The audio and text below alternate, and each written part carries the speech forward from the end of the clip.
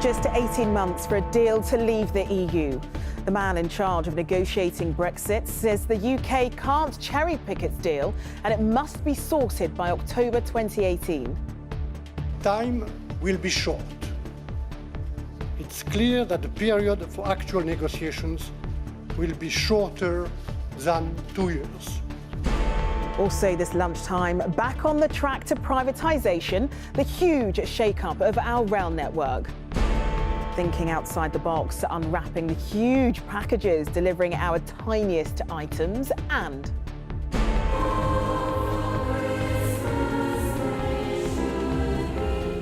the military wives tipped for Christmas #1 and the competition hoping to beat them.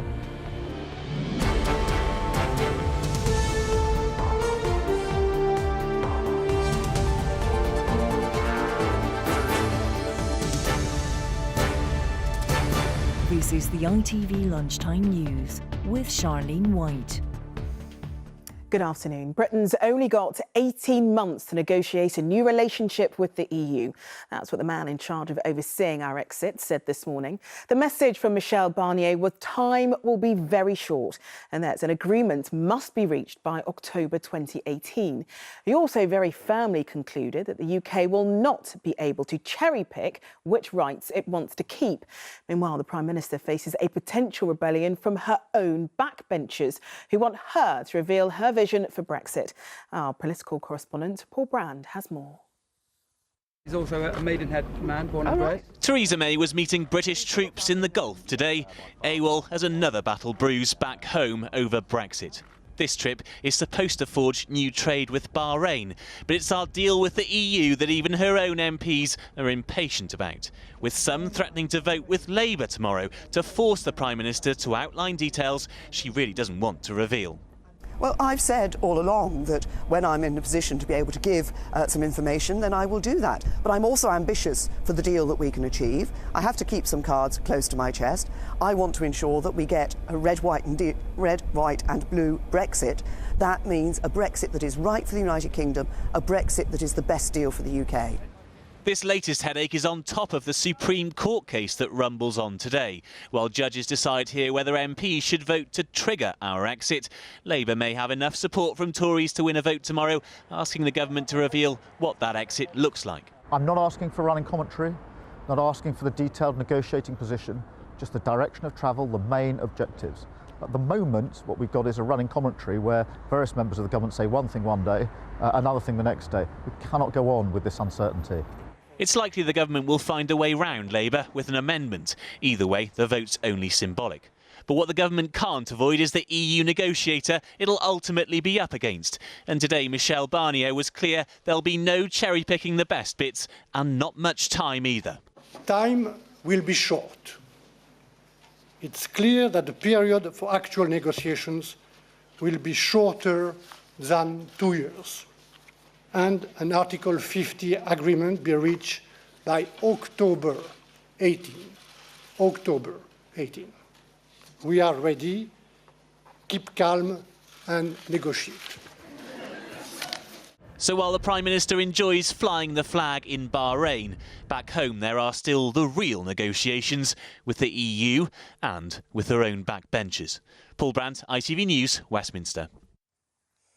Well, our political correspondent Libby Wiener is in Brussels for us and was listening to the EU's chief Brexit negotiator. Libby, it seems like a concrete timetable from the EU. So what did we learn from Michel Barnier? Well, I think this was what you might call a very polite reality check as to what Britain is up against. Michel Barnier spelling out that we would have very little time indeed to negotiate a deal. He said he didn't recognise the terms hard or soft Brexit, but what he does seem to be pushing for is a fast Brexit.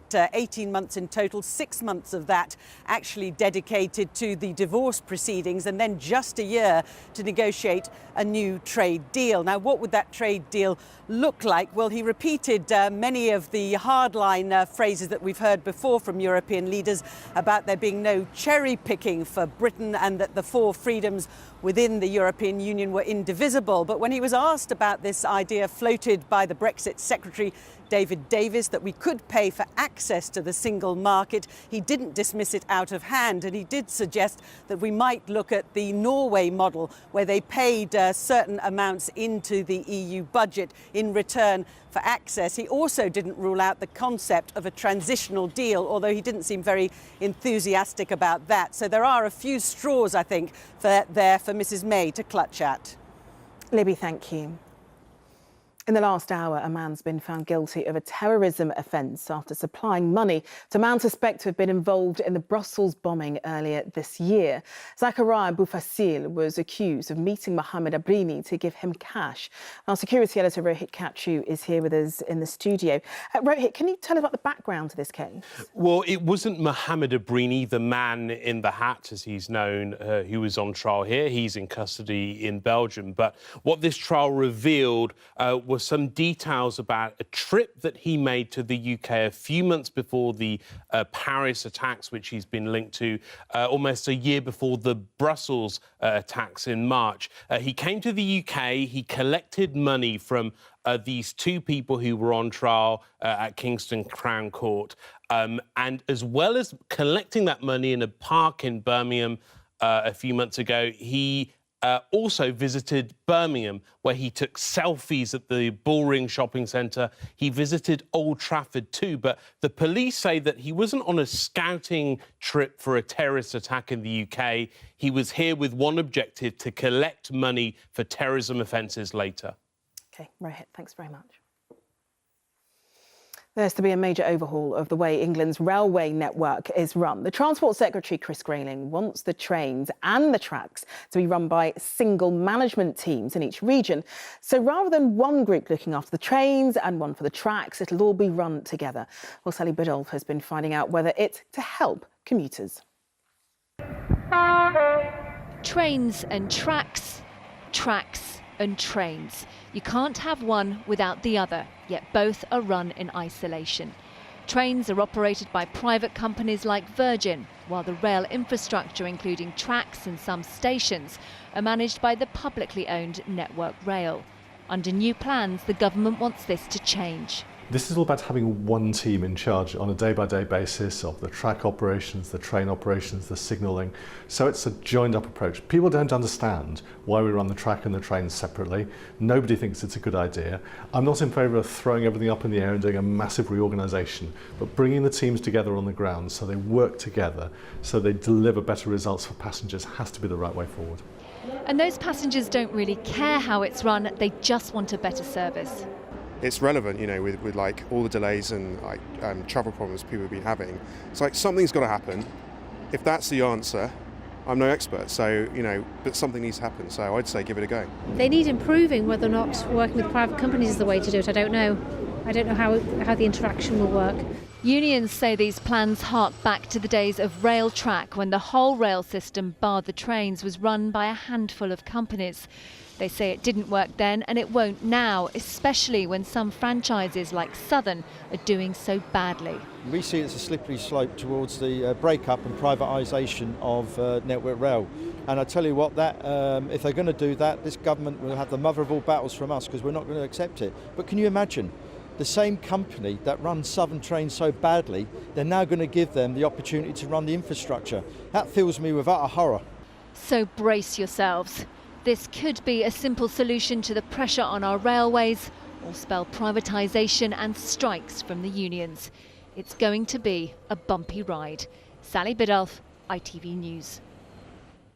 For the past 9 months, the future of Tata Steel's plants has been in doubt ever since the UK business was put up for sale in March.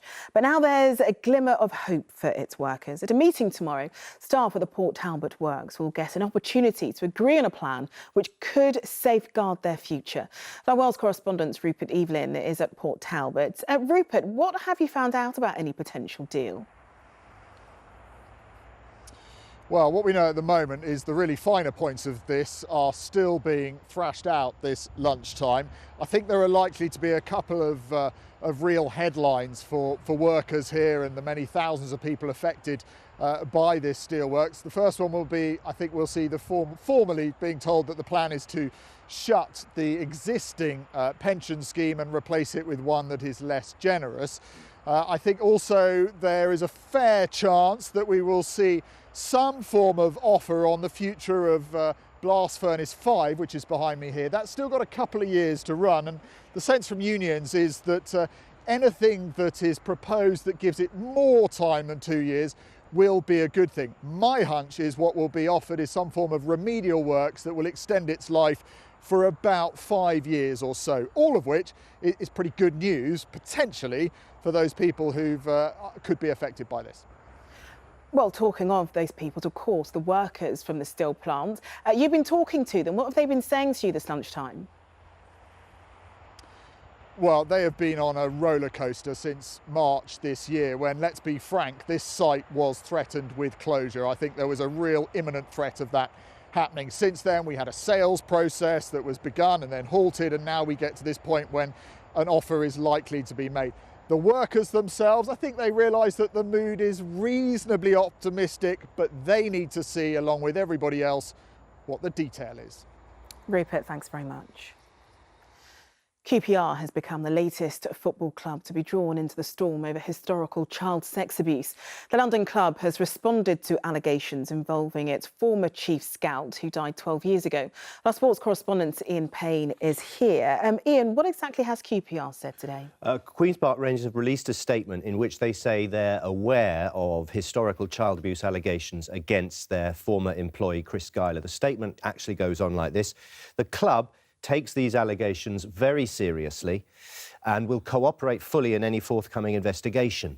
Any form of abuse has no place in football or society. Now, the club are at pains to say that they now have a safeguarding officer in place since 2011 and that everyone who works with children or young people at the club have to undergo a series of checks, like a criminal records checks. Schuyler was employed by the club for 30 years. He worked in youth development. As you say, he was the chief scout. He left suddenly in 2003 and he died the following year. Now, this is a story that just seems to have developments coming day by day. I mean, have we heard anything else today? Oh, yes, we have. Quite a lot. Let's start with the news that the Police Service of Northern Ireland have now said they're investigating claims. That brings the total number of police forces to 21. The FA have announced they're having a new lawyer who's going to head up their inquiry into historic child abuse allegations. It was originally due to be Kate Gallifet QC. There were some rumours that people didn't feel that she was unbiased enough, but whether that had anything to do with it. The FA say she's been replaced due to the increased scope of the review and her other professional commitments. Her replacement is Clive Sheldon QC, who's done a lot of these cases before. Southampton have become embroiled in this too, with one of their former employees facing allegations, and also fresh allegations perhaps that other clubs like Chelsea paid compensation to keep people quiet. OK, Ian, thanks very much. Well, still to come this lunchtime.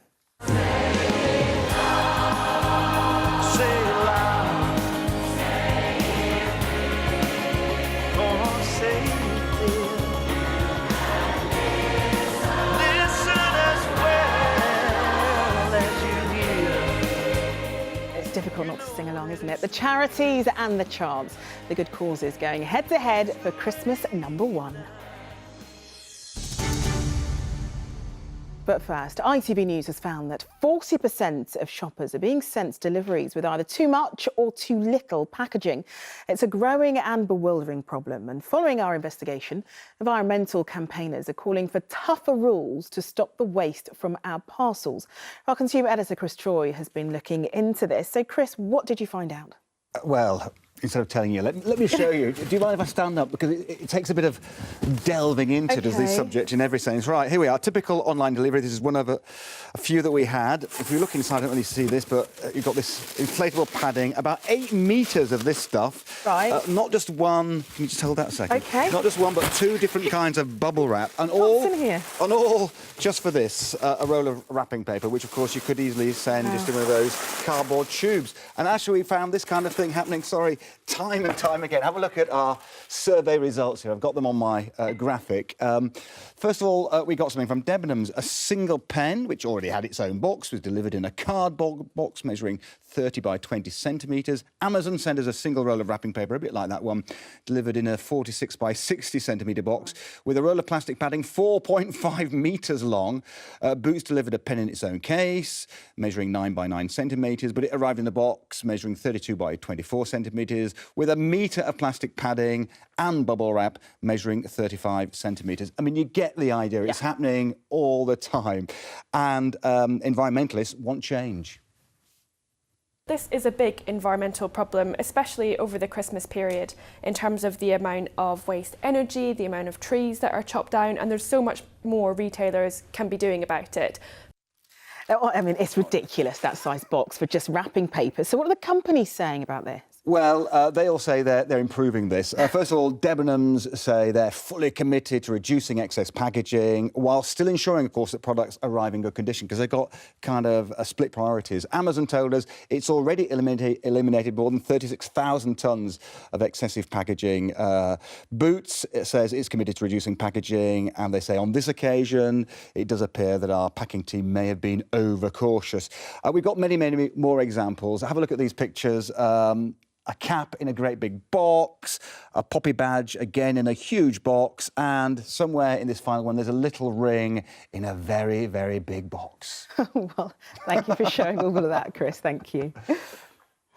Well, we want your pictures of deliveries with excessive packaging. I'm sure there'll be quite a few. Do post them on our Facebook page.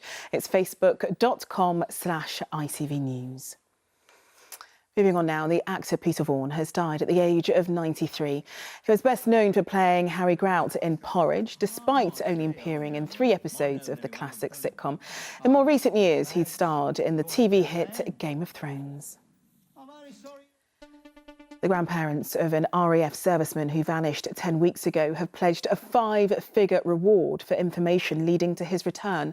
Corey McKee was last seen on a night out in Bury St Edmunds in Suffolk. He was reported missing when he failed to return to his base at RAF Honington, 10 miles from the town. The former England and Newcastle striker Alan Shearer has been honoured for his charity work. The Premier League's all-time top scorer was made a CBE by the Duke of Cambridge during a ceremony at Buckingham Palace this morning. And Nigel Farage has been shortlisted for Time magazine's prestigious Person of the Year award for his part in the Brexit vote. The former UKIP leader features alongside fellow finalists Donald Trump, Beyoncé and DNA scientists. Well, Brexit was one of the most tweeted about events of 2016, and Twitter has revealed the other top global tweets of this year.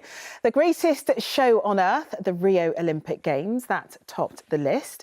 Donald Trump's election as US president came in second on the social media site.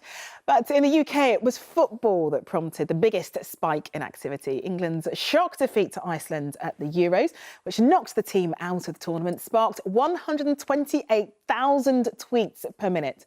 Other trends were Black Lives Matter and the acronym RIP due to the number of celebrities who passed away this year. Well, if you want to know what else we've been talking about in 2016 and to find out the most followed celebrities on the social networking site, do go to our website, itv.com/news. And a reminder of our main stories this lunchtime. The man in charge of negotiating Brexit with the UK says Britain can't cherry-pick its deal and it must be sorted by October 2018.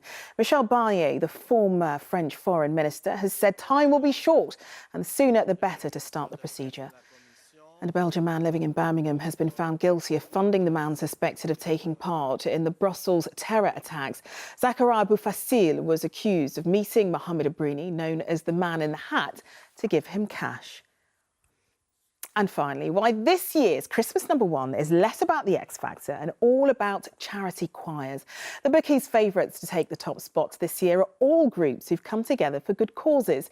Simon Cowell's monopoly on the charts was first broken 5 years ago by the Military Wives, remember them, and they're doing it again this year when Nick Wallace is in central London where they're giving a special performance. Nick. Well, you can hear the glorious noise of the Military Wives Choir behind me singing their Christmas single, which is an updated version of Hark the Herald Angels Sing, called Come Home for Christmas. The big question is, will they make it to Christmas #1? They managed it, as you said, 5 years ago with Wherever You Are, that they did with Gareth Malone. Now they're on their own, and they're not just up against the stiff competition of the X Factor, there is that whole range of charity choral singles as well.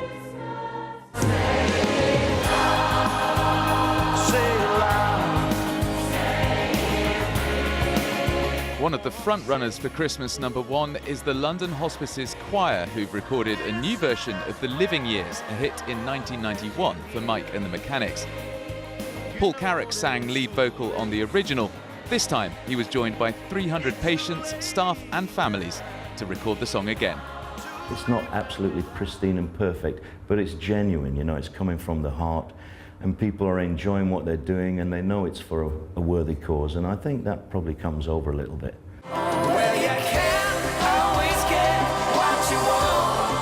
Another high-profile charity single this year is the tribute to the murdered MP Jo Cox, which will raise funds for the Jo Cox Foundation. We all look for ways all the time that we can keep Jo's legacy going, and this has given us the opportunity to do that in a very different way. Please welcome your X Factor finalists! This year's X Factor winners single, from which all profits will also be donated to charity, is being released 2 weeks before Christmas rather than one, giving it a longer run at the top spot. Perhaps Simon Cowell knows which way the wind is blowing.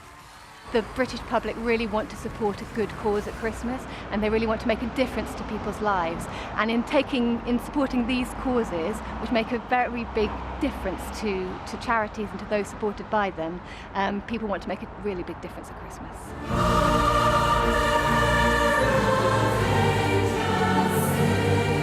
The Military Wives know they've got a very good-natured fight on their hands. Nick Wallace, ITV News. Very festive, isn't it? Well, that's almost it this lunchtime. Join the team for the ITV Evening News at 6:30. But a little treat for you.